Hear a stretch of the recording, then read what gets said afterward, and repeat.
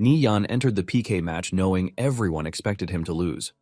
After all, Wei was a level 3 berserker, while Ni Yan was only a level 2 thief. Even Tang was worried because the battlefield was a wide grassland, a place where a thief's stealth could easily be exposed. But Ni Yan remained calm. The moment the fight began, he vanished into stealth, forcing Wei to search for him through the movement of the grass. Wei thought he could read Ni Yan's position, but Ni Yan used the wind itself to hide his movements. Just when Wei believed he had figured him out, Ni Yan appeared behind him and struck first. Wei panicked and unleashed powerful skills to force him away, but Ni Yan had already calculated every move. He knew Wei's attack timing, his skill delay, and even the moment his defense would open. Then Wei fired a deadly flame slash, trying to end the fight with one clean strike. Instead of backing down, Ni Yan took the hit head-on and kept moving forward. Wei charged again, certain that victory was finally his. But before he could land the final blow, Ni Yan dodged with terrifying speed and struck first, completely draining Wei's health. In front of everyone, the so-called weaker thief defeated the stronger berserker, proving that Ni Yan was no longer the same person they used to look down on. But his change started with death.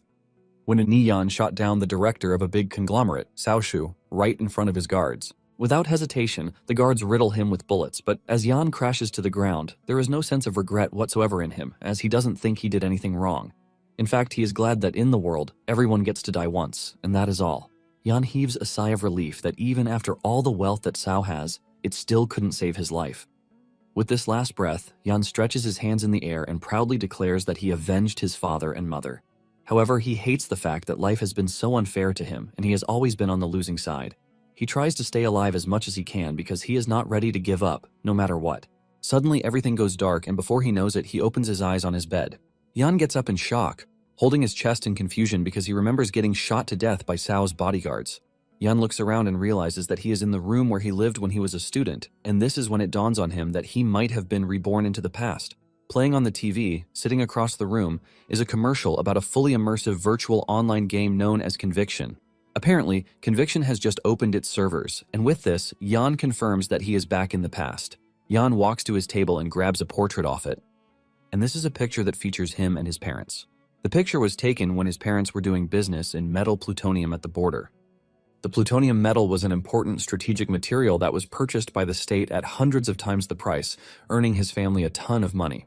Later on, his father opened a metal smelting company, and his family quickly became wealthy. However, this didn't last long because in the year that Yan turned 25, he also tasted retribution from the Shihong Financial Group. Apparently, relatives and friends who were trusted by his father were bought off by Cao for heavy sums, and they ended up betraying his father. This caused the company to suffer major setbacks, which led to bankruptcy. In the end, his father sent himself to the afterlife, and his mother also fell ill, which led to her death. Because of his wealthy background, Yan was lazy and couldn't do anything, so he only had one choice, and this was to perish with Cao, who ruined him. However, now that he has been given a chance to start again, he is determined not to lose anything again. Talking about Conviction, it is a cross-era holographic game that changes the world, and multiple financial groups ended up entering the game in later years. Cao Financial Group also started its rise from the game. Basically, Conviction became humanity's second world, and in his past life, he was a level 180 thief. Yan checks his phone and realizes that it is the 25th of July, 2025, which means Conviction has only been open for 7 days. With this, Yan figures out that there is still time for him because at the moment, the highest level on the game's leaderboard should only be level 5. Since he has the memories from his past life, he is confident that he can surpass whoever is at the top, which means this is his greatest opportunity to turn the tables from a desperate situation. Yan remembers that, at this point in time, he still has some savings, which are enough to buy the lowest level game helmet. As Yan prepares to leave the house, everything on his mind is how he is going to get back at Cao for destroying his family, so he changes everything that happened. Later that night, Yan returns home with the game helmet, and without hesitation, he puts on the helmet. The helmet syncs with his brain, and he soon logs into Conviction. On the entry-level menu, he is asked to pick his country. Basically, Conviction is divided into 3 factions. The Lawful Good Light faction consists of the Greenland Empire and the Saturn Empire. The Greenland Empire is a human empire that is ruled by a council of elders, and the Saturn Empire is a tribal alliance nation composed of dwarves, beastmen, and elves. The Lawful Evil Dark faction, on the other hand, consists of the Demon Descendant tribe and Undead tribe under a chieftain dictatorship. As for the peace-loving people, they can choose the giant tribe of the Lawful Good Neutral faction. After years of grinding this game to death, Yan knows all the skills and class quests of the Wind Thief in and out, so he believes that choosing the thief again will allow him to utilize the greatest advantage of reliving his life. Upon choosing the thief class, he is set to be born in the Greenland Empire and he is asked to name his character. Jan picks his own name, which also translates to Nirvana Flame in-game. Jan soon finds himself in Carol City, which is the capital of the Greenland Empire. Jan checks out his stats, which are still pretty low, but he is not worried since he knows everything. Jan immediately awards the points he was given, and he puts them in strength and agility. He remembers that in his last life he awarded the points wrongly, which cost him a lot of his leveling time. However, this time around, he is determined not to go down the wrong path. Sitting in the middle of the city is the Carol teleport point that can teleport someone to various cities, towns, and villages. Standing near the teleport point is a dude advertising his cool daggers that cost only 2 copper coins. Jan remembers that in his past life he made the mistake of buying one of the daggers before later realizing that he had been scammed, but he can't fall into the same trick again since he remembers how it works. Jan then walks over to a level 3 Imperial Guard Paladin who is selling a stealth book for 6 copper coins. Most people turn away from the dude, saying 6 copper coins is too expensive to buy a stealth book, but Jan is most interested in the book. He walks over to the dude to ask him for the price of the book. Apparently, stealth is a powerful basic skill for thieves in the early game, which means it is quite important to him. According to the experience of his past life, there seems to be a hidden chest in the Wildcat Monster Zone of Tracktown. The skill inside the box can help him greatly speed up his level. Since this is a level 5 monster zone and most players are still level 2 to 3, no one should have gone there just yet. Jan then makes the dude a deal, telling him to give him the book for free, and in return he is going to tell him where to farm over a dozen stealth skills in a single day. The dude doesn't believe this and concludes that Jan is trying to scam him, but Jan decides to prove himself. Jan urges him to calm down while telling him that he is pretty sure that he got the stealth books from Fallen Shaman in Link Town. The dude is shocked when he hears this and he asks Jan how he knows this. Jan goes ahead to reveal the exact coordinates, and this surprises the dude even more. He starts wondering if it is true, and he can farm over a dozen skill books in a single day. After assessing the reward, he decides to give Jan the book, saying he can easily get 3 more later, and without hesitation, he trades the book with Jan. Jan is impressed at how straightforward he is, and because of this, he tells him the exact coordinates where he needs to go.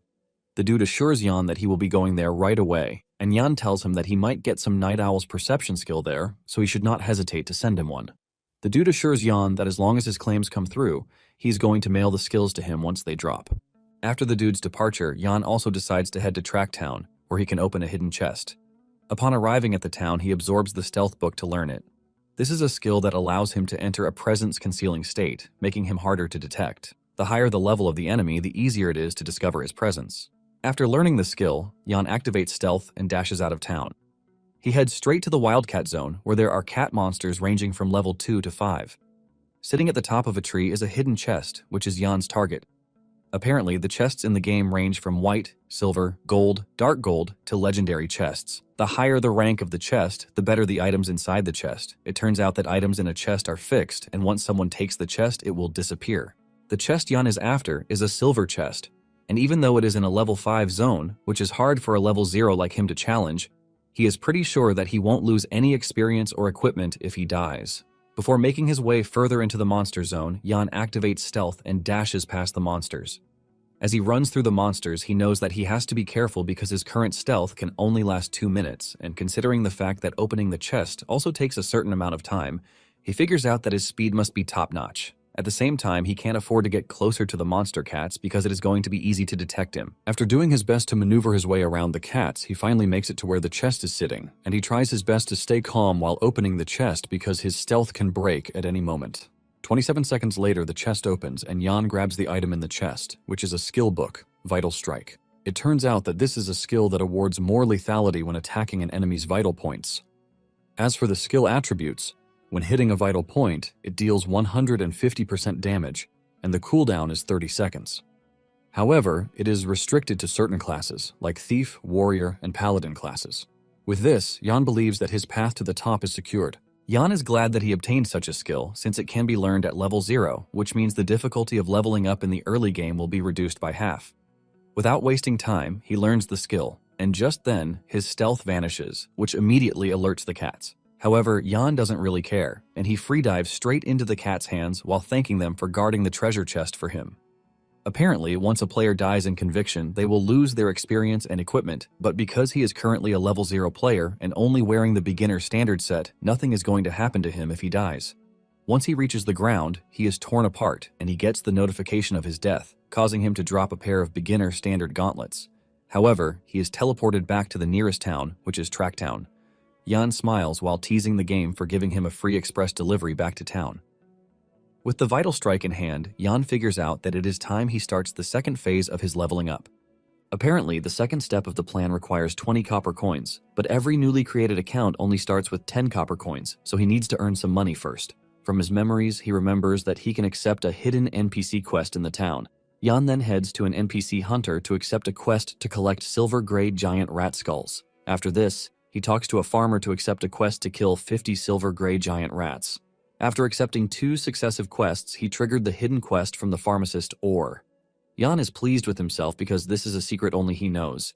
He accepts the hidden quest, which is to collect 21 silver-gray giant rat tails, and Jan immediately heads out to deal with the rats. He mercilessly cuts down rats, and one of them even drops an item, which is a tough leather pair of leg guards. Jan smiles because he can just sell the leg guards to get some cool cash. After an hour of slashing down level 1 giant rats, Jan finally completes the quest from the 3 NPCs.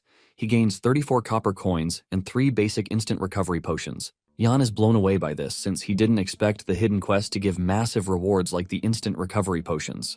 Without wasting time, he lists the leg guards on the auction market.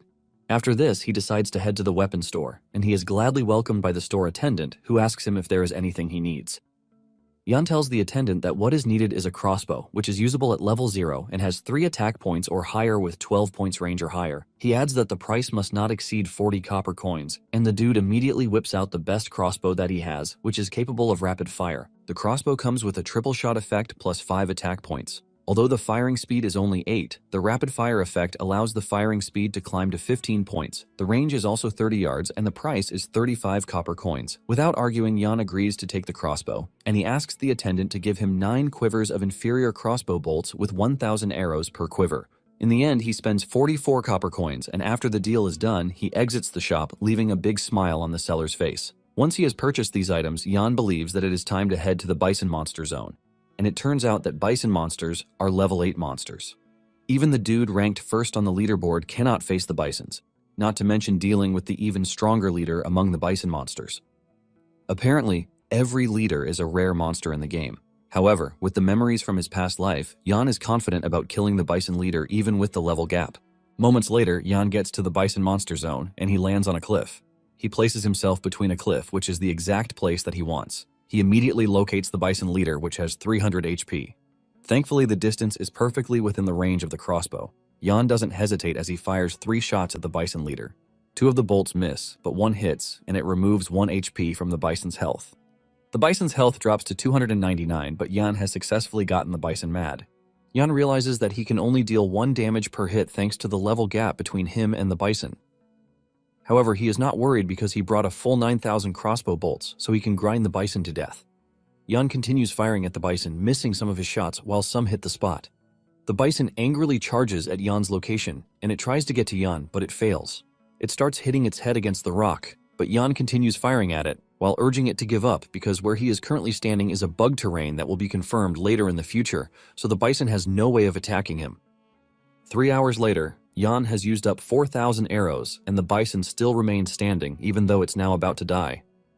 Jan doesn't give up, and he fires more shots to finally take the bison's life. Thanks to this, he obtains over 8,000 points of experience, and he advances to level 2. Jan is impressed by the amount of experience points that he was given, which is proof that killing monsters above his level gives a lot of experience. Jan then walks to where he killed the bison to see what it dropped, and after assessing it, he realizes that it is a bronze-grade dagger. He also obtains 5 copper coins, but he is not able to view the dagger's attributes. It turns out that the equipment in the game is divided into whiteboard gear, bronze grade, silver grade, gold grade, and legendary grade. Because the number of rare monsters like leader grade, sub-elite, elite, and lord grade in the game is extremely small, only about 1 in 1,000 drops equipment with attributes, which makes every piece very precious. For bronze grade weapons, they have about 20% higher attack than ordinary weapons, and they carry an additional attribute. Jan figures out that the bison leader should have dropped level 5 equipment, which means the price of the bronze dagger is at least 3 silver coins or more. Nonetheless, he knows he still needs to identify it to see its specific attributes first. Just then, he gets a notification telling him that the leg guards he put up for sale have been sold for 8 copper coins. In addition, the dude from earlier who gave him the stealth book, Flying Stone, is requesting an audience with him. Yan agrees to speak with him, and the dude yells out in excitement, talking about how right Yan was because when he went to the coordinates that he provided, it was just as he said. He reveals that 2 stealth books have dropped already, and his leveling speed is half as fast as before. The dude asks Yan if he is not too generous with the information he gave him, and Yan tells him not to overthink it. He reminds him to send him a copy of the Night Owl's perception skill when it drops, and the dude assures him that he will do that the moment it drops. He then asks Yan how he knows about all of these, and Yan replies that he played an account before, deleted it, then re-rolled as a thief. The dude is blown away by this, and he concludes that Yan's previous account must have been on expert level at least. The dude then asks Yan if he ran the Fallen Shaman Camp dungeon in his previous account because his team has tried to run the dungeon a few times but has been trashed really hard. In fact, they have almost lost all of their experience points and gear. Yan agrees to teach him but lets him know that the full walkthrough strategy price is 2 silver coins, which is non-negotiable. The dude is forced to ask again if Yan is serious that there is a walkthrough for the dungeon, and Yan says yes. Flying Stone lights up in joy, assuring Yan that he is going to convince their captain to pay the 2 silver coins. After the meeting with Flying Stone, Yan heads to Tracktown to identify the dagger that he got. He makes his way to an appraiser who asks him what he needs to identify, and Yan shows her the dagger. The appraiser tells Yan that this will cost him 10 copper coins, and this shocks Yan. Basically, the identification fee from NPCs in the game is usually 5% of the item's recycling price, and the market price is usually 6 times higher than this. This basically means that the bronze dagger is worth at least 12 silver coins, and curious to know what the dagger holds, Yan tells the appraiser to go ahead with it. The appraiser does her thing, and the dagger's stats are displayed. It is a bronze dagger with 18 attack points. However, it can only be used by a thief, and to make it better, it has 5 additional points to its strength. From its base attributes alone, the weapon has nearly 10 points higher attack than any ordinary dagger, and the gap is enough to put his current self in an invincible position. After a quick assessment, Yan figures out that he now has the weapons, and he has also obtained Vital Strike and Health. However, he still needs the ability that will allow him to last in combat because, as a thief, if one wants to possess sustainable combat power, they often choose between pharmacy and bandage skills. In addition, health potions and elixirs are very important in battle because they allow one to quickly recover combat power, but the downside is that they are expensive. Although Yan is not worried about the money, with his experience, he knows how to make money. Because of this, he believes that learning the combat bandage skills suits him better. Yan then heads to the medicine store to purchase 2 basic underwater breathing potions. This is because Yan has concluded that the first thing he has to do is to learn the combat bandage skill.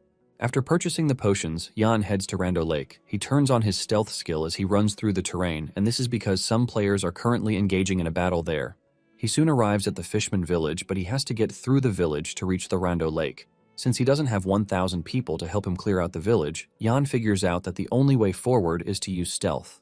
Just then, he gets a notification on the screen, which is a general announcement from the Victorious Return Guild. They inform everyone that they are about to clear the field near the Fishman village, and whoever is there should leave voluntarily. Upon hearing the name, Yan remembers them from his past life. Apparently, they are a guild that acts so arrogantly by relying on their power to bully solo players, and Yan soon finds himself running from them for months. This time around, he plans to settle the score slowly. Until then, he activates the stealth skill. Yan dashes through the village, and just as he manages to scale through the village, his stealth ends as he enters the field that leads to the lake. He soon finds himself under attack from an elemental mage who hurls a fireball at him. The dude is from the Victorious Guild, and he tells Yan to leave the area because solo players are not allowed. Upon assessing the situation, Yan realizes that he can actually take on the dude since he is alone. In order to fight a mage, he has no choice but to get into close combat with him, and this is what Yan does instead of running. By capitalizing on the 2 seconds that the mage is going to use enchanting the flame burst, Yan is able to close down the distance. He pushes his dagger into the dude's chest, immediately deleting 23 HP from his health bar. This pushes the mage backward, and he yells at Yan, telling him that he is looking for death because the area has been taken over by their guild. The dude unleashes a fire ring that affects Yan, but Yan doesn't back down as he gulps down a basic instant recovery potion. This gives him the chance to charge closer, and he launches another attack that removes 36 health points. At this point, the mage is already losing it, and he fires off a powerful blast, trying to get Yan to back off. The attack hits Yan, causing him to be pushed backwards while the mage mocks him, telling him that he is just a level 2 thief. He figures out that all he needs is one fireball to take Yan out, and he is confident that he is going to get it done. Just as he is about to cook his fireball, Yan reaches him within the blink of an eye, unleashing the Vital Strike to cut down his neck. The attack is so fast that it leaves the mage questioning how Yan was able to defeat him because he is just a level 2 thief who should have died after getting hit with his fireball. Yan smiles at the dude to further piss him off, and when he realizes that Yan used an instant recovery potion, he is forced to ask Yan how he got his hands on the money to buy potions when he is just a level 2 solo thief. Yan taunts him, telling him to try to find answers to his stupid questions when he finally revives in town. The dude is then teleported back to town, and he drops his bronze staff, which is worth at least 10 copper coins. Yan also figures out that he can't stay too long in the field because the victorious guild will soon be on him. Just as he predicted, the other guild members soon figure out that their guild member is dead by the lake. Without wasting time, they rush toward the lake with Yan in their sight. One of them lunges toward Yan with his greatsword, aiming to cut Yan down in one strike, but Yan leaps out of the way at the last second. Even the attacker is shocked at how fast Yan is, and as he moves closer to the lake, Yan swallows the underwater breathing potion. The dude closest to Yan figures out that he is trying to escape into the lake, and he orders his men to stop Yan with everything they have. They put everything they have into chasing Yan down, but Yan's survival depends on escaping, and he's not about to sit around for them to catch him. Yan is able to leap into the lake before they can get him, and since they don't have any underwater breathing potion, they can only watch as he escapes. Since the defeated member has respawned, they ask him what Yan's name is, and he is the one who reveals that it is Nirvana Flame. The leader of the guild threatens to tear Yan apart the next time he catches him. Yan, on the other hand, is still progressing underwater, and he soon finds a treasure chest that is sitting in the lake. He opens it, and he obtains a Fishman water-repelling pearl, which is a special item that comes with underwater breathing. Once the skill is activated, it allows one to breathe underwater for 30 minutes, but has a cooldown time of 12 hours. Even though the item is not rare, Yan doesn't mind taking it because it is useful for his current self. Suddenly, golden tridents start flying toward him, and this is when he realizes that he is about to stray into the fishman's lair. He quickly changes his trajectory because he knows that he is no match for the fishman underwater. Thanks to the victorious return guild engaging the fishman, Yan is able to emerge safely. Moments later, he discovers Lake Heart Island, which is his intended location. The moment he pulls his head out of the water, he looks ahead to see a pink-haired girl in the distance. It turns out that he knows who she is. She is Ji Yao, and she was his holy mage teammate from his past life. Yan didn't expect to meet her at the lake after he was reborn, and it turns out that a lot happened between the two in his past life. Since he has met her yet again, Yan believes that it is fate after all. The moment Yao spots Yan, fear grips her because she is currently running from 3 monsters, and if Yan decides to attack her at that point, she won't be able to defend herself. Just then, Yan leaps out of the water to attack one of the monsters, giving Yao the chance to take on the other one. In the end, they are able to defeat the 3 monsters, and after swimming out of the water, Yao thanks Yan for the assistance. Yan assures her that it is his pleasure to have helped her, and he introduces himself to her. Yao is shocked when she hears the name, and she wonders if it is the same dude she knows on the outside. Yao also introduces herself with her in-game name, which is Cha-Cha, and she requests to add Yan as her friend. Yan doesn't hesitate before accepting, and he asks Yao what she is doing on Lake Heart Island. Yao reveals that she has a quest to grind water spiders and to also collect water sacks. Yan reveals that he is also there to grind water spiders, but he needs to collect fine silk. Yan asks if they should team up, and she agrees, revealing that she has some silk with her that dropped from the water spiders that she just killed. She tells Yan that she can give the silks to him as a reward. Yan obtains the silk, which is 12 in number and equivalent to 36 copper coins. Yao says she doesn't mind because she would have lost a whole lot if she had died, so 36 copper coins are nothing to her. In addition, she has no need for the silk because her mission doesn't revolve around this, which means it is going to be useless for her. Just then, the water spider leader shows up, causing Yao to panic. Yan immediately forms a party with Yao before lunging toward the spider, delivering an attack that is powered by the Vital Strike skill. This removes 52 health points, and Yao supports him with Holy Judgment skill. Yan further deletes 70 points from the spider, and Yan immediately tells the girl to jump. Yan pulls out his crossbow, telling Yao that he is going to get the spider's attention so she can get the chance to deal damage to the spider. Yan fires 3 bolts into the spider, which removes an average of 30 points each from the monster's health points. Yao's holy power hits the spider, dealing the damage that finally runs down the monster's HP, thus killing it. After killing the monster, Yao is left in shock because the whole process with Yan was smooth. Even though the monster leader was quite powerful, they were able to easily take it down, and Yao realizes that this is her first time encountering such a situation. She realizes that they had fought seamlessly, as if they had been together in the same party for a long time. Yan notices that she is carried away, and he asks her if there is anything wrong, and she replies that nothing is wrong. However, she lets Yan know that he is pretty good, which leaves her wondering why he is grinding monsters alone.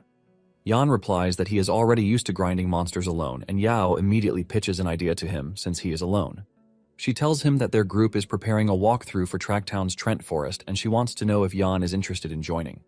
Yan then asks Yao how many shield warriors her team has, including the amount of defense and HP. Yan mentions that a Trent Forest is a level 3 dungeon, and the boss Trent King is a sub-elite monster, which means if the shield warriors are lacking in defense, clearing the dungeon is going to be difficult. Yao reveals that they have 2 shield warriors, and their defense is 53, while their HP is 230. Yan lets her know that this is not enough because the Treant King has a 2% chance to deal a critical hit, so if a shield warrior's defense isn't 60 points, they can easily be one-shotted. In addition, the priest's healing needs to go up. Yao is shocked when she learns that the Treant King deals critical hits because it is her first time hearing such. She is so blown away that she is left asking Yan how he knows all of these. Yao then reveals that her team has been preparing for many days, so they can't give up halfway. Yao mentions that to get defense to 60 points, they are going to need to get at least 1 piece of bronze defense gear, which is quite difficult. Yan then tells her that there is another way out, and this is to let him take command of her team. Yao is shocked to hear this, and she tells Yan that she is not doubting his strength, but it will be hard for her to convince everyone on her team. Nonetheless, she assures Yan that she is going to try her best, and after this, they decide to check out the loot that the monster boss dropped. Yao then shocks Yan by using her appraisal skill, and the first set of equipment they appraise is a mage's equipment, so Yan gives it to her. Yao asks him what he is going to take, and he replies that the boss dropped a thief skill book called Assassinate, so he is going to take this and the fine silk. Yao is glad that Yan got something nice too, so she won't have to hold back in taking the loot that he gave her. Just then, the game informs the players to log off because the game will be closing its servers in 3 minutes. This forces the two to say their farewell, and moments later, Yan opens his eyes in his room. He realizes that it's already the morning of the second day. Even though he is not leveling out at that moment, Yan figures out that he has to exercise his body. In addition, Cao will have a lot of bodyguards around him, so he can't allow himself to be in a vulnerable position. Yan steps out and he loses concentration, which almost costs him his life as Truck Kun almost awards him another rebirth. Just then, the pink-haired girl, Zi Yao, rushes over to check on Yan. Zi Yao pulls him, berating him for acting so recklessly, which has caused him to start bleeding. She tells Yan to wait while she gets the first aid from her car. It turns out that Jia Yao is Yan's deskmate and also his greatest regret from his past life. Thanks to his weak personality, he was unable to express his feelings to Jia Yao. In the end, she was targeted by Cao after he found out that they were close, which caused her to have a severe mental illness. After applying the first aid, Zi Yao berates Yan, telling him to stop being reckless, but Yan can't stop looking at her beautiful face. Jia Yao soon gets in her car to leave, but as she enters her car, she starts wondering if Yan is the Nirvana Flame whom she met in the game. This reveals that Zi Yao is Cha-Cha in the game, but she doesn't want to believe just yet that Yan is the same person as Nirvana Flame. On the other hand, seeing Yao makes Yan happy, but he knows that he has to be ready, or else Cao will destroy everything he holds dear. He figures out that he has to get really good at the game, which is the only way for him to change his previous fate. Just then, he gets a call from a dude named Tang Yao, who yells at Yan for disappearing for 2 days. Yan manages to brace himself before fully answering the call, revealing how happy he is that Tang is still alive. It turns out that Tang is Yan's best friend, and in his past, when he fell into the abyss, Tang was the one who risked being detected by Cao to support him, to make his life easier. However, Tang loves women, and in his past life, he fought with someone in a bar over jealousy, which provoked a big shot with monstrous power, causing Tang to be beaten to death and dumped in a dark alley. However, in this life, Yan has no intention of allowing this to repeat itself. Moments later, Tang and Yan meet up, and Tang hugs him tightly like his boyfriend. He asks Yan if he is playing the new game, and Yan reveals that he is currently level 2. Tang commends him, telling him that he was able to rise quickly, and he suggests that they head to the PK while revealing that he is a level 3 arcane mage. Apparently, the PK bar is a game entertainment club where players can use their own characters to engage in competitive player kills. However, this kind of player kill doesn't affect the game progression. Nonetheless, it is always accompanied by things like wagers, which usually revolve around 1 or 2 pieces of equipment from the game. To make it worse, Tang loves to gamble, but he always loses. Upon entering the bar, they run into a loudmouth, Wei Kai, who teases Tang, asking him if he is there to dash him free money again. He is surprised that Yan also escorts Tang, and he taunts Yan, asking him if he didn't get enough punishment the last time. Tang assures Yan that he has nothing to worry about as long as he is there, but Yan doesn't even budge. Wei also notices this, and he starts wondering what has changed inside Yan because he looks so calm. Without wasting time, Tang tells them to get in the game, and he suggests that they wager 200 per round. Wei agrees, and they both put on the helmets to engage in battle. Yan figures out that Wei is a level 3 berserker who has learned charge, which means the whole thing is a disadvantage to Yan. As if this isn't enough, the terrain for the battle is plain terrain, which means Wei won't be able to dodge. Yan immediately concludes that his friend is going to lose the battle, and just then one of Wei's lackeys, Shifeng, suggests that they have their own battle too. Yan thinks about it for a minute before agreeing, and he lets the dude know that he will only play one round, but he wants a huge wager. This pisses off the dude who yells at Yan, telling him that he is going to teach him a lesson for being arrogant. Since he has 700 with him, the dude suggests that they make the wager 700. Moments later, the two log in to take on each other. The venue for the fight is the bamboo forest, and Yan shocks him by activating stealth. Before he knows it, Yan vanishes out of his sight, but instead of freezing up, Shifeng gets into a defensive position, waiting for Yan to slip up.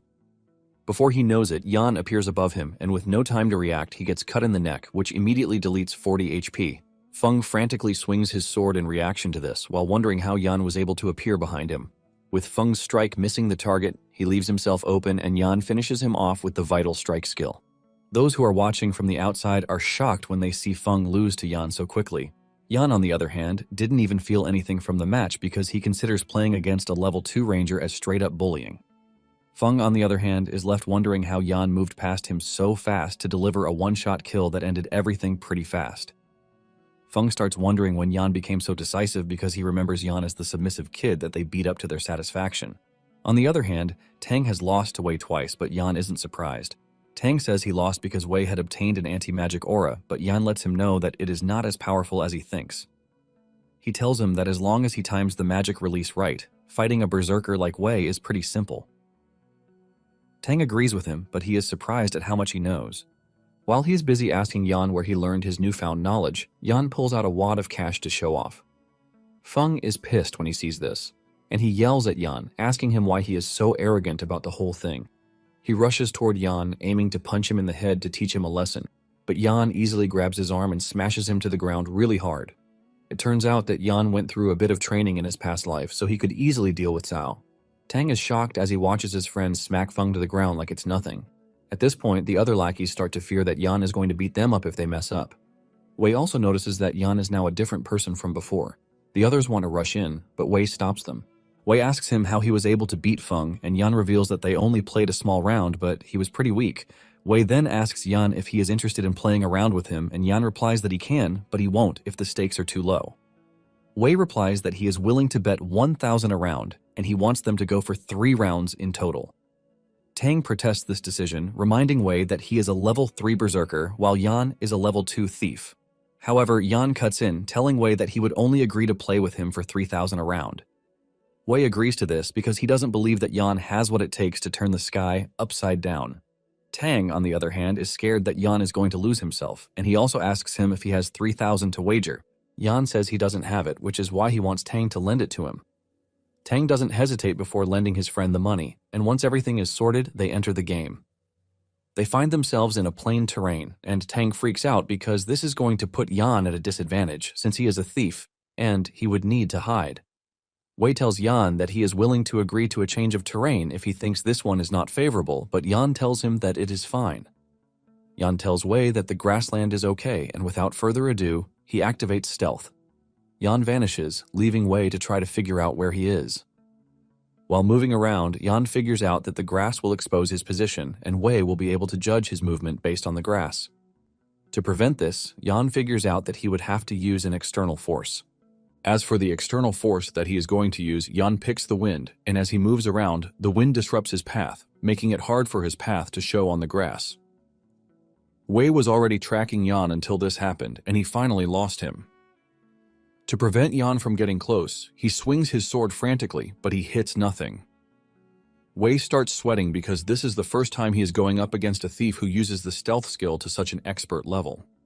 Suddenly, the wind stopped, and at this point, Yan was already behind Wei, but he decided that he was going to wait until the wind moved again before making his move. At the same time, Wei figures out that Yan is moving slowly in stealth mode to prevent any flaw in his plan. According to Wei's calculation, he believes Yan is currently in front of him, but he soon finds out how wrong he is when Yan hits him from behind, deleting 35 HP from his 165 HP. Wei screams out in frustration, and he angrily swings his big sword to get Yan away. Yan is able to leap away to avoid getting hit, while Wei is left wondering when Yan showed up at his back. Wei then resorts to a more forceful approach by unleashing a whirlwind attack that hits Yan, reducing his HP by 9 points. However, Yan is not worried about this because he is already thinking of the next step. He knows that the two skills that Wei just used will cause him to have a backswing animation of about 1 second, which is enough for him to create a path to victory. Yan then dashes toward Wei before he can raise his sword from the ground, and he delivers a fatal strike to Wei's chest to remove a whole 96 points, while those who are watching are left in awe. With just 34 points left, Wei frantically launches a flame slash, which is perfectly aimed at Yan's neck in an attempt to finish him once and for all. When Tang sees this, he panics in fear because he knows his friend is done for if he is struck with the flame slash. Yan also knows that Wei is trying to take away his close combat advantage by using the flame slash, but Yan is not worried because he would still be alive even if he gets hit with the attack, since his HP is still high. Yan decides to stay strong and receives the hit like that, removing over 50 points from his health points. This pisses Wei off, and he yells at Yan, asking him what audacity he has to have tanked his skill. Wei becomes aggressive and he lunges at Yan with a charge skill, which leaves Tang in fear because if he gets hit, he is going to be stunned. At this point, Wei's lackeys are already smiling, believing that the fight is over. However, Yan dodges the strike with his insane agility, and with Wei quite open, Yan uses the opportunity to descend on him, delivering a fatal strike that completely depletes his health points. Yan also got hit, but he didn't mind, since he struck first and achieved his goal, which is to take Wei out. Yan wins the match, and Wei's men grab their heads in shock, while Tang jumps up in joy. Wei's men cannot believe that their boss just lost, and they are even more shocked that Yan knows the Berserker skill so well. Wei takes off the game helmet with the shocking realization that he actually lost. Tang rushes over to his friend to celebrate with him that he won, even as a level 2 thief. Yan tries to stay humble, saying it was all luck, and Tang asks him to teach him how to play an arcane mage, since it appears that he knows a lot about the game. Yan agrees to teach the dude everything he knows, and as Wei walks up to them, Tang asks him if he is not ready to admit defeat, but Wei assures them that he is going to take the loss. In fact, Wei lets Yan and Tang know that they can come to his bar in the future to hang out. After this, Wei tells his men that it is time for them to leave, and one of his men asks him why he is acting so polite to Yan. Wei replies that he has to be able to look into the future, and with the way he sees it, Yan is now a changed person, so it would be best if they make friends with him because of the future. Yan then tells Tang to follow him out, promising to buy him things since he won. In addition, he promises to teach him about the arcane mage that night. When Yan returns home, he engages in a bunch of exercises to train his body, showing off how jacked he is. After he is done working out, he figures out that it is time to enter the game. He remembers that he still has a mission with Yao's team, which he had promised earlier. The moment he enters the game, he receives a notification telling him that Ezzy is requesting to add him as a friend. In addition, Flying Stone deposited 1 silver coin to thank him for the walkthrough because they had been able to clear the Fallen Shaman camp. Knowing how effective Yan is, the dude is already asking for another tutorial. Yan figures out that Ezzy is Tang, and since he is already in the game, he plans to take him along to run the Treant Forest. However, he doesn't plan to sell the new walkthrough that Flying Stone just asked for because it would only raise suspicion. He figures out that it would be best if he waits until Flying Stone's team has failed a couple of times, then waits for a good price to sell it.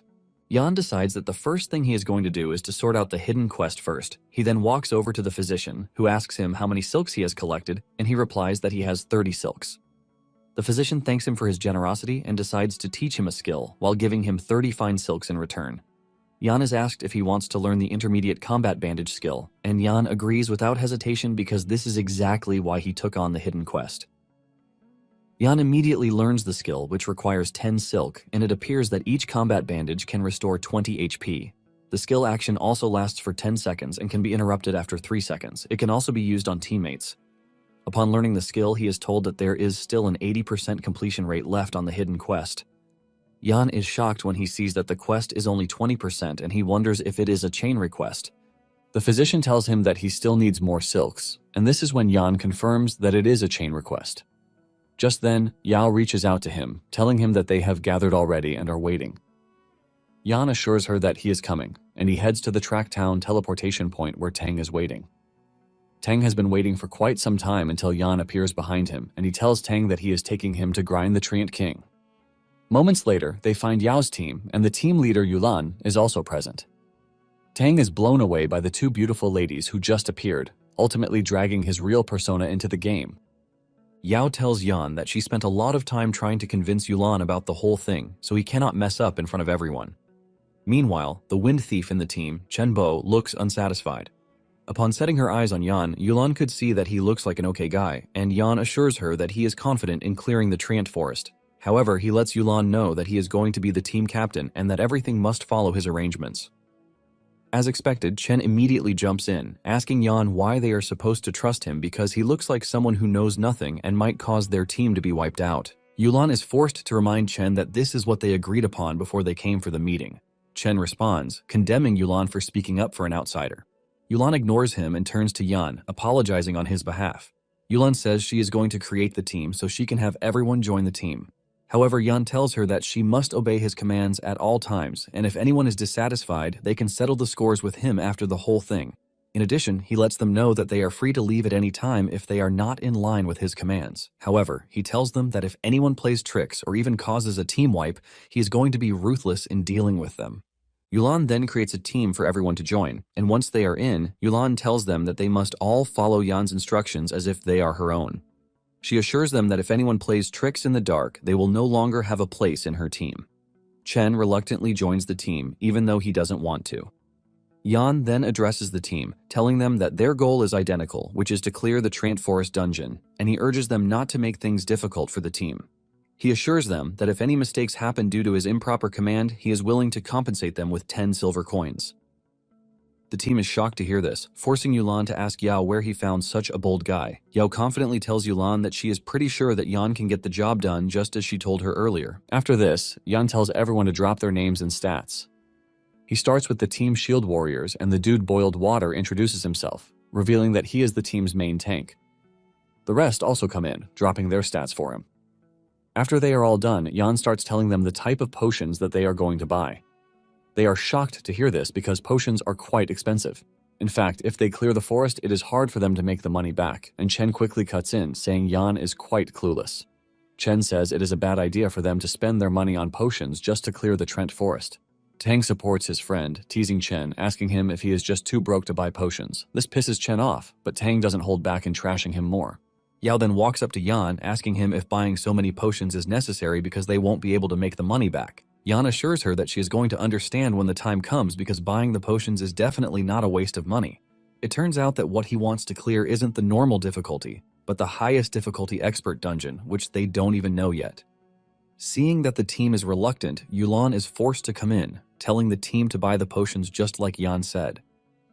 After everyone is done buying the potions, they head out to the dungeon. Upon arriving at the location, Yan tells the team to wait for him while he activates the dungeon. He places his hand on the stone and says the magic words to activate the dungeon. Once it is activated, he is asked to select a difficulty and he chooses the highest, which is the expert level difficulty. Just then, the team is teleported into the dungeon and they are informed that it is an expert grade dungeon. The team freaks out when they see this because they believe there is no way they are clearing such a difficult dungeon. Yulan takes a moment to think about it, and she figures out that there is no way someone like Yan made such a rookie mistake, which means Yan had planned to conquer the expert grade difficulty right from the start. Chen, who already wanted to cause a fuss, jumps in, accusing Yan of trying to kill them to make them lose experience points. Yan simply tells him that he is free to leave if he is dissatisfied, and before Chen can start crashing out, Yao cuts in, reminding Chen that Yan is a friend that she invited. Yao tells Chen to come after her instead of targeting Yan, and this leaves Chen shocked because he never expected Yao to stand up for Yan. Yan then tells the team that expert grade is not really hard because it is just 30% higher and it requires a bit more defense from the shield warriors. He adds that the Trant King has a few changes, but he is going to tell them when the time comes. Yulan is surprised at how Yan is saying the whole thing so lightly because in a dungeon, a small deviation like 1% HP could cause a team wipe, not to mention a whole 30% gap in HP. This leaves Yulan wondering where the dude got his confidence from, and Yao also asks Yan if he is sure about the whole thing. Yan lets her know that she doesn't have to worry herself because there won't be a problem. On the other hand, Chen is watching keenly to see how Yan plans to command everyone to clear an expert grade dungeon. Suddenly, the Trant starts attacking and Yan urges them to be careful because they have entered the monster's attack range. Since the Trant attacks with vines, he tells them to spread out to the sides. Everyone follows his instructions, but Chen acts stubbornly, causing him to be grabbed by a vine. He screams out, begging to be saved before he is constricted to death. Yan then swings into action as he calls out orders for the team. Everyone follows the instructions, and once the Treant is defeated, Chen is able to break free. He crashes to the ground in pain, while accusing Yan of letting the Treant grab him on purpose because he must have spotted the Treant in advance but didn't warn him. Yan tells the dude to cut the crap because they both discovered the Treant at the same time, and even the shield warrior was able to dodge it, but a thief like him was too slow to move, which makes it weird. Tang joins in, telling Chen to stop blaming others when his skills are quite trashy. Tang says it would have been better to even grab any thief from the street because they would definitely be better than Yan. Yulan also tells Chen to stop embarrassing himself because it is already getting too much. Chen wants to keep arguing, but Yan tells him to stop it because it is time to move forward. He mentions that there are many traps laid by dark elves in the Treant forest, and he is going to clear the way. Yan mocks Chen, telling him that he is about to teach him how to play the thief. Without wasting any further minutes, Yan dashes through the forest, clearing a way for those who are coming behind him. Yan picks out all the traps that are on the way with precise cuts, leaving the team members completely blown away. Even Yulan cannot believe her eyes that she is watching an agile thief in action because Yan's efficiency when it comes to trap clearing is top-notch. Chen cuts in, saying there is nothing spectacular about what Yan is doing because he can do the same thing. His first attempt ends up being a disaster as he falls into a trap where he almost loses his life. Thankfully, Yan grabs him just in time to pull him up. Yan dunks on him, telling him that he is the worst thief he's ever met. But Chen argues that Yan was the one who set him up because he clearly saw the trap and just walked past it. Tang scolds the dude, telling him that he is an ungrateful idiot because he definitely would have died if Yan didn't save him. Yan reminds the dude that he was the one who stepped into the trap himself and he didn't push him in. Yan tells Chen that this just means he is not worthy of being a thief, and Chen decides to get aggressive. Chen pulls out his dagger and rushes toward Yan, demanding a duel, but Yan easily grabs the dagger. Yan easily throws the dude off, telling him that a duel with him will be too much, so he should call a few more people to help him. Yulan quickly steps in, telling Chen to stop whatever it is that he is doing because he clearly stepped on the trap himself, so he is not allowed to take his anger out on Yan. Yao adds that Chen should be grateful that Yan saved his life, and Yao expresses her disappointment in the dude. Chen still tries to argue about the whole thing, while reminding his teammates that they have been together before Yan came in, so they are not supposed to speak for him. The shield warrior tells Chen to keep his mouth shut because Yan has not done anything, and Chen has been the one targeting him. Seeing that everyone is against him, Chen decides to pull out, saying he would like to see them clear the dungeon with Yan leading them. After his departure, Yao apologizes to Yan for what happened, but Yan assures her that it is fine because it is better they continue without a troublemaker. With everything that has happened, Yan realizes that it would be better if he grinds dungeons with his own team in the future. Yulan then suggests that they put everything behind them and continue with the mission. 30 minutes later, Yan returns to tell the team that their path has been blocked by a wall of Trents. Apparently the Trents are 18 in number, and Yulan panics because there is no way they are handling such numbers. Yan assures her that he is not stupid enough to make them fight many Trents at once. Yan then leaps into a treetop, and he whips out a crossbow with the aim of pulling the Trents' attention to himself. Upon firing the bolts, the team freaks out because the Trents would be startled by the bolts, but Yan calmly returns, telling the shield guy to head to a certain coordinate. Surprisingly, Yan is able to pull their aggro by hitting different locations with the bolts, leaving Yulan completely overwhelmed. This is something that she's only heard of in legends, and she asks Yan where she managed to find a legendary master because he was able to lure away most of the Treants. Yulan calls this a huge test of a thief's eyesight and agility that even elite thieves on the leaderboards would find hard to achieve. She mentions that their team's survival rate would have increased by at least 30% if they had Yan from the very start. Even Yao cannot believe that Yan was this amazing. As they prepare to engage the Treant, Yan tells the shield warrior to block a Treant and remember to keep his center of gravity steady so the Treants can't do anything to him. Yan and the others engage the last Treant, while the shield warrior stays with the Treant on aggro, and he is surprised that Yan's suggestion actually works. Moments later, they are able to take down the Treant they are fighting, and they divert their attention to the one the tank is holding down. Surprisingly, the Treant that was defeated drops a loot, which is a mage's gauntlet. The team is blown away by this because they never expected an expert-grade dungeon to casually drop equipment just by killing 2 Treants. Yulan confirms this, saying that when they ran the easy-grade Treant forest, they didn't see any equipment whatsoever. Yao commends Yan, asking him how he knows all of these. Yan then reminds her that he already promised that he would lead the team to clear the expert-grade dungeon. Yan then tells the team that it is time for them to use the same method to finish the trance in the dungeon. The team confidently runs through the dungeon using the same method, which proves really effective. Just 20 minutes later, they had gathered a lot of loot that even the team never thought they would be able to. Meanwhile, Yan notices that they are being watched by some strange eyes in the dark, but he keeps this information to himself. Yan assures them that this is just the beginning, telling them that yields of the expert-grade Trent Forest are far more than what they are currently seeing. Yan suggests that they rest for a bit before they move forward. When it is finally time for them to move, Yan tells them that they will move west, but Yulan subtly protests this, saying that the west is a dead end from what she heard. However, Yan assures them that they don't have anything to fear because he is going to lead them to the right place as long as they follow him. It turns out that he is leading them to a branching storyline that is hidden inside the dungeon. Moments later, they find a man playing flute in the distance, and Yan is the only one who knows that he is the guardian of the jungle. Apparently, humans and treants live together peacefully under his management, but out of nowhere, dark cultists appeared in the treant forest. The treants broke free of control and started killing humans, which is why the Greenland Council of Elders deliberated and planned to personally enter the treant forest to crusade against the treant king. This is basically the storyline of the treant forest dungeon. As they approach the old man, he urges them to stay away because the treants in the area will kill any humans that they lay their hands on.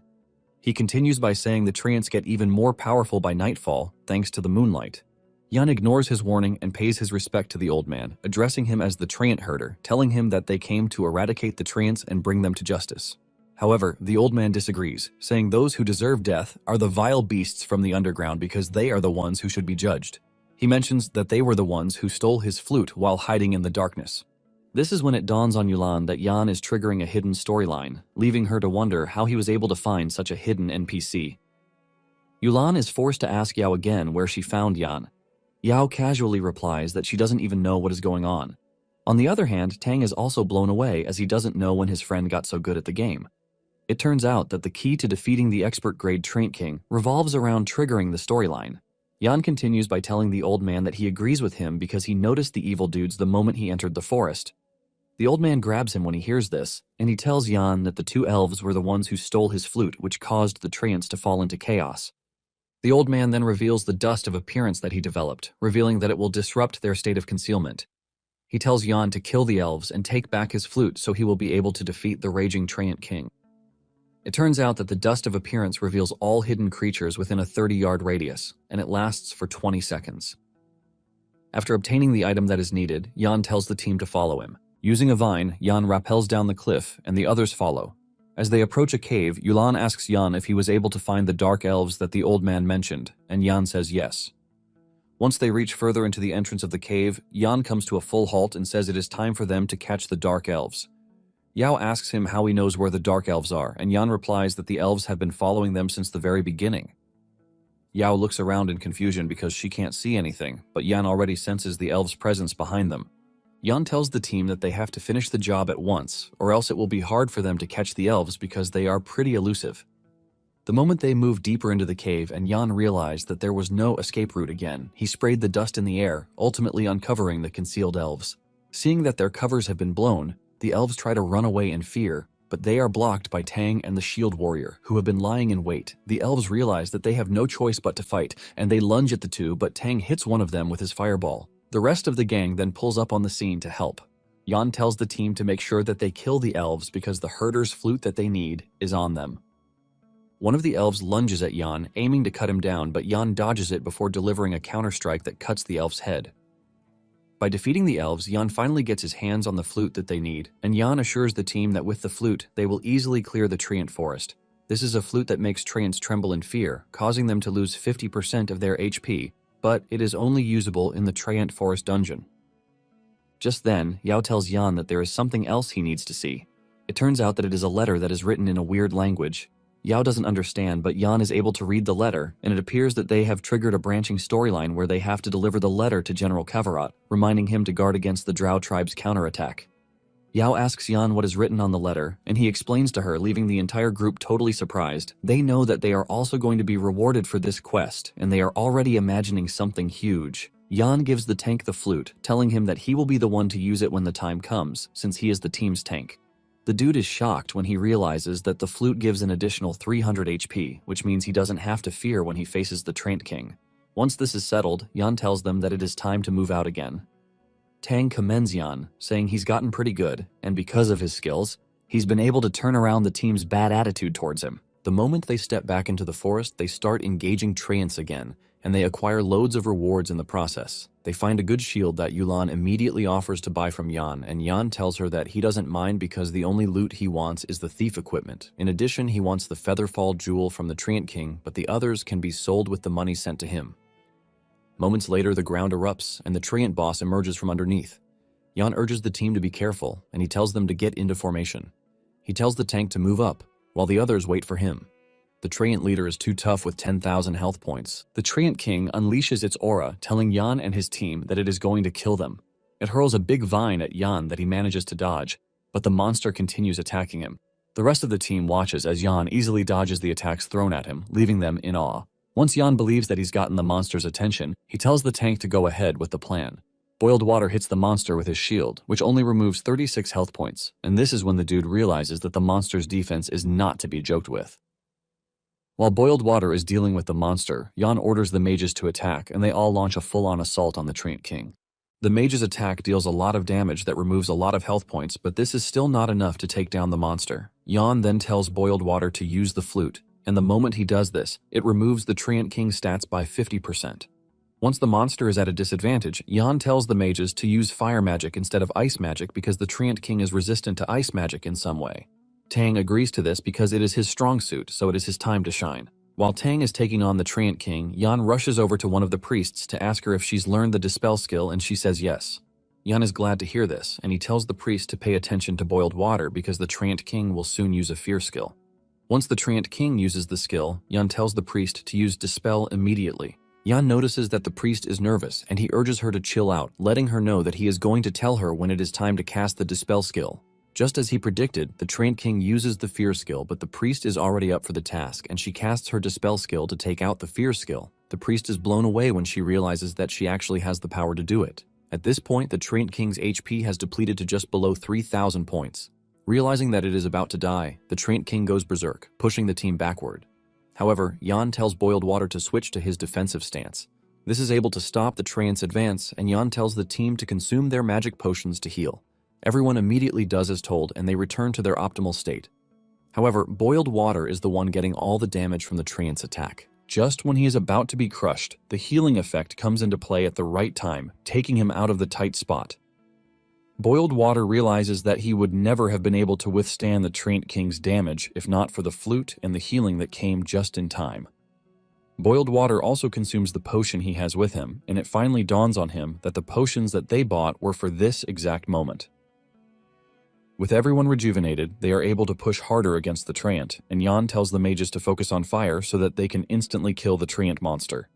Everyone launches a simultaneous attack on the Trant monster, and Yan ends up finishing the monster with the Vital Strike skill. The Trant monster crashes to the ground and shatters into pieces. The team celebrates in one voice because they just succeeded in killing the terrifying Trant King. Yulan expresses her shock that they were able to clear the expert-grade Trant forest, which is all thanks to Yan's impeccable commands. Even Boiled Water says the whole experience is invigorating. Thanks to defeating the Trant King, all of them managed to level up. But while they are celebrating, Yan is finally taking the Featherfall jewel that he came for. It turns out that it is a highly rated item that can be equipped in the accessory slot. When using an active skill, the Featherfall jewel can reduce one's own weight, making the falling speed from the air as light as a feather, but it lasts just 3 minutes. Upon obtaining the jewel, Yan also moves to level 3. Yan then tells the team that they are free to distribute the rest of the loot, and he won't ask for any. He informs them that they need to go to Carol City and turn in the side quest. The team remembers that they still have a side quest, and this adds to their excitement. Yulan thanks Yan for his help, telling him that she doesn't even know how to properly thank him. Moments later, they arrive at Carol City teleportation point, and Chen has been lying in wait to see if they would actually clear the dungeon. He is shocked to see that they actually did, and they even leveled up in the process. This makes him even angrier, and he vows vengeance on Yan. Yan and his team then head to the barracks, where they meet a warlord, Kavarot. Kavarot asks them what they want, and Yan reveals that they caught 2 dark elves in the Trant forest. He mentions that they were able to obtain some intel regarding the Hilton Fortress, and upon reading the letter, Kavarot is blown away. He commends Jan, telling him that he has been a great help to them, which is why they are going to prepare a reward for him. The team is given a bunch of respect, while also giving the team 2 silver coins and a skill book, Stun. Jan is happy with the rewards because he never expected to get things so good from the side quest. Jan then tells Yulan that it is time for them to separate, and Yulan asks him what he plans to do. Jan replies that the usual is to grind monsters and level up. Deep down, Jan is already thinking of grinding the elite monster, Lion King Kato. As they are about to leave, Yao assures him that she is going to sell the loot and mail him his share of the money. After they are gone, Tang holds on to Jan like a baby, telling him to quickly teach him how to properly play an arcane mage. Jan agrees to do this, but suggests that they get a change of gear first. Not long after this, they arrive at the blacksmith shop and Jan procures a bunch of gauntlets and leg guards for himself. Once this is done, Jan tells him that it is time to leave for the Rhine Hills to level up. Jan promises to teach Tang how to properly use his class on the way to the hills. Soon afterward, they arrive at the Rhine Hills, and Jan tells Tang that the caves in the hills have many bat monsters, so they drop bat teeth. Jan gives Tang an hour to farm bat teeth so he can see how many he can farm. Tang excitedly agrees to this, and he dashes off to the cave to start roasting bats with fire. At the same time, Jan also decides to hunt down monsters, so he doesn't stay idle. Jan cuts down the bats pretty easily with his dagger, and in just half an hour, Jan has taken down a lot of bats. He wonders just how many bats Tang would have killed at that point, but suddenly Tang contacts him, telling him that he is being chased down by a red name player. Basically, these are players who illegally kill other players in the game. Jan is shocked to hear this, and Tang says the group is from the Radiant Sacred Flame Guild, which immediately puts Jan into action. Jan gets moving, and he tells Tang to remain safe until he gets there. Jan asks him how he ran into the red players, and Tang replies that he was just minding his business, killing bat monsters, but suddenly he ran into their level 3 leader. It turns out that they have specialized in killing other players to steal their equipment. Jan urges Tang to keep them running in circles until he gets there, so he can have some fun with them. Not long after this, Jan arrives at the location, and he spots the team in the distance. The leader of the team, Dian Kang, is an elemental mage, and they are confident that Tang won't get away from them. It turns out that if a red name player is killed, all the equipment on them will drop, and since Jan can see the Kang wearing the Fire Chaser set, Jan is already excited to take out the team. He activates his stealth and goes after the team, but knows that he has to be careful because the team must be quite capable for them to have decided to ambush another player. Just then, one of the team members notices that Kang is looking around weirdly, and it appears that Kang has managed to catch on to Jan even though he is in stealth mode. Before Jan can get to him, Kang dashes off from where he is while launching a fire attack, telling Jan that he has been waiting for him. Jan's stealth breaks, giving the others the chance to catch on to his presence. They actively start to hunt him, and Jan realizes that Kang has to go because he is a serious threat. To close the distance between them, Jan activates the speed scroll, which gives him a 20% speed boost for 30 seconds. Kang's attack manages to hit Jan, removing some of his HP, but this doesn't stop him from moving forward at a blinding speed. He gets to Kang before he can even react, and he unleashes the Assassinate skill, pushing his dagger into his chest to remove 40 HP from the dude's health. Kang immediately retaliates with another flame burst that hits Jan, but he manages to dodge the strike. Another opponent follows through with another attack, but Jan blocks the strike with his dagger. Jan manages to dodge this, but still gets hit with Holy Light. Jan ignores the two and goes straight for Kang. Jan cuts Kang so hard that he removes the bulk of his HP. Seeing how badly Jan is pushing him back, Kang screams at his lackeys, telling them to help him. His lackeys tell him that they can't catch up to him because of the speed. Jan finally gets to Kang, and he delivers a vital strike that ultimately kills Kang. He gains 1 point of prestige from this, and the higher his prestige, the easier it is to receive quests where he can enjoy discounts. In addition, all of Kang's equipment dropped, but before Kang's lackeys could snatch it back, Jan obtained the Chaser set. The dude with a great sword swings at Jan, forcing him to retreat. Jan starts running away, and the lackeys chase after him because they know he is low on health. Once there is a bit of distance between them, Jan activates the combat bandage to recover his HP. The moment his HP returns to the optimal stage, Jan turns back to the two who are chasing him. With insane agility, Jan cuts down the swordsman with the vital strike skill before he changes position behind him. He cuts him from behind, forcing the dude to leap backward to try and put some distance between himself and Jan. However, this doesn't help him because Jan pulls out his crossbow and he fires 3 shots into the dude. The dude realizes that his HP is about to run out and he turns around in an attempt to run away. However, Jan closes down on him in no time, cutting him down from behind. The dude drops his loot, and Jan obtains this too. Yan then turns to the priest, who is already freaking out because he is the only one left. He begs to be spared, but Yan is not about to leave him, as he reminds him that he was having a good time when he blasted him with holy light. After defeating the priest, Yan also obtains his equipment, and Yan is glad that he obtained the Fire Chaser set, which is a bronze item. He plans to give Tang the Fire Chaser set, since he uses fire magic, and for the others, Yan plans to sell it all. He then contacts Tang, asking him where he is, and Tang reveals his exact coordinates. Yan assures Tang that he is going to rush over to him right away. Just then, Tang gets a notification that Yan has the Fire Chaser set for him, and Tang freaks out in shock. He asks Yan where he got the set, and Yan reveals that he got it from one of the dudes that he killed. Tang is left in awe because of how impressive his friend is. In fact, he is ready to die at that moment because he has gotten his hands on some good loot. Yan then tells Tang to wait for a few minutes because he has to take down a bunch of the bad guys. Meanwhile, Kang's subordinates get the notification that their comrade is dead, and this shocks them to their bones since Kang is pretty strong thanks to the Chaser set. They also freak out when they realize that Kang must have lost his gear. The group assumes that Kang must have died at the hands of a group of people. Just then, they learn that the person who killed Kang is just a single thief. They don't want to believe their ears when they hear this because Kang is pretty strong. The team holds their heads in fear because it is not understandable to them that a level 3 thief single-handedly wipes out Kang and his team. The team leader then tells his team that Kang himself was the one who confirmed the whole thing. Thanks to Kang's update, they are able to learn Yan's name. It turns out that the guild has issued a kill order on Yan, and whoever kills him will be rewarded with 5 silver coins. Unknown to them, Yan is actually stalking them, and he can hear everything they are saying. Yan is surprised that they placed such a huge amount of money on him. At the same time, Yan is interested in seeing how they plan to hunt him down. Yan then activates his stealth skill to secretly follow the group. Just then, they hear a rustling noise in front of them, and just as they are preparing to engage what they believe might be Yan, they are shocked to find out that it is none other than a horned deer leader. This is also a big problem that they have to deal with at that moment, but this provides the perfect chance for Yan to sneak up on them. The leader of the group, who is a tank, rushes toward the deer and urges his team to support him. He blocks the deer's path while the others slash the deer repeatedly, reducing its health points. Meanwhile, the mages are providing support from behind, and suddenly, one of them gets taken down. Yan delivers fast-paced attacks that cut through the two, and even when one of them tries to drink a potion, Yan cuts him short, deleting his head before he gets the chance to do so. The other is stunned, and Yan uses the opportunity to go after him, but the dude blocks Yan's attack with his staff. Meanwhile, the leader of the team notices that they are not getting buffs from behind, and when he turns around to assess the situation, he realizes that they are being ambushed by Yan.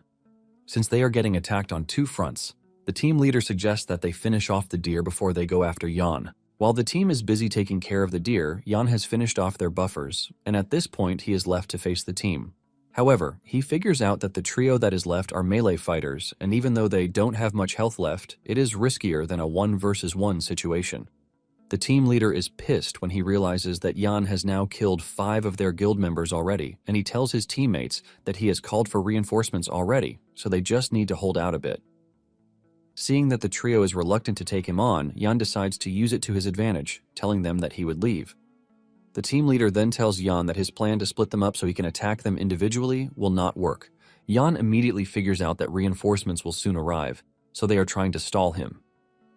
Yan then turns around, telling the team that he is going to play with them next time. He dashes off, forcing the trio to chase after him to try and prevent him from escaping, since reinforcements are already on the way. However, they end up missing him because he is just too fast.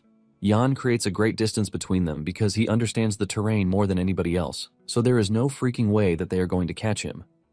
Once he's escaped, he decides to go into the cave where Tang is hiding.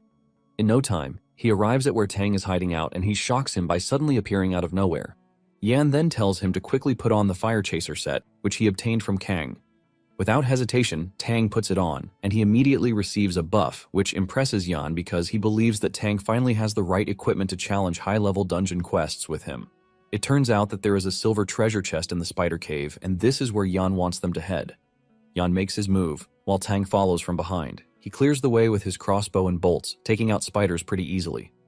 Tang also does his part by burning the spiders to oblivion. Tang is so impressed by his new equipment because it allows him to take down monsters who are even above his level. With their insane teamwork, they are able to cut through the cave until they finally reach the cave where the treasure is sitting. Tang is surprised, and he asks Yan how he knows that there is a treasure there, and he lies that he saw it in passing while he was looking for him. Tang then tells Yan that there is a problem because they don't have the lockpicking skill, but Yan assures him that this is not a problem since the game was developed thoughtfully. Yan reveals that beside a treasure chest there is always a key to open it, and suddenly, the spider leader shows itself. Tang freaks out when he sees the giant monster because it is a level 5 monster, and he starts asking Yan what the plan is. Yan simply replies that the plan is simple, and it is for them to kill the leader. Tang acknowledges and launches a giant fireball at the spider. When Yan realizes that his friend actually uses fire magic, he smiles because it dawns on him that they have a chance, since the spider is weak against fire.